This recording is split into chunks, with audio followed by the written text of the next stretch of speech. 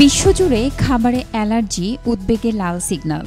শিশুদের মধ্যে দিন দিন বাড়ছে এর প্রকোপ। গবেষকদের মতে আগের তুলনায় এখন অনেক বেশি শিশু হালকা খাবার থেকেও পাচ্ছে তীব্র অ্যালার্জিক রিয়াকশন।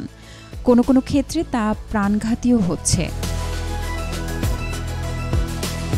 সম্প্রতি দুগ্ধজাত খাবারে তীব্র অ্যালার্জি রিয়াকশনে অস্ট্রেলিয়ার পশ্চিমাঞ্চলে ৬ বছরের এক শিশু মারা গেছে।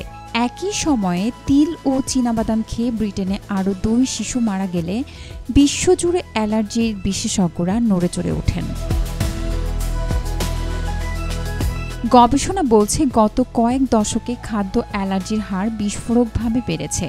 উন্নয়নশীল বিশ্বে এই ঝুঁকির হার বেশি। অন্য এক আন্তর্জাতিক জরিপে উঠে এসেছে গ্রাম নয়, শহরেই অ্যালার্জির ভয় বেশি।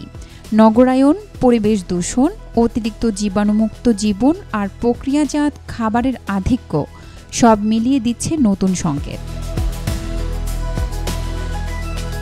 অ্যালার্জি শুধু স্বাস্থ্য ঝুঁকি নয়, জীবনযাপনের চাপও বাড়াচ্ছে দ্বিগুণ। স্কুল, রেস্তোরাঁ, কর্মস্থল যেখানেই খাবার সেখানেই অতিরিক্ত সতর্কতা। প্রতিদিনের জীবন হয়ে উঠেছে আরও জটিল।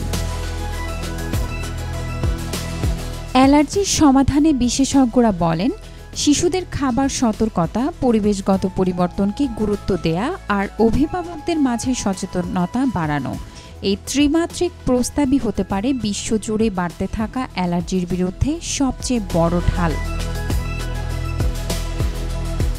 Desk report, B news 24।